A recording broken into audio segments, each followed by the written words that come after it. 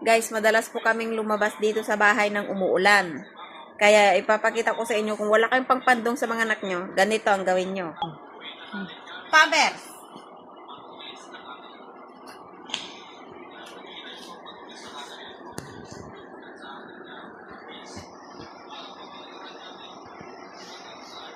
Yan, hindi lang po puwet ang pwedeng magpampers.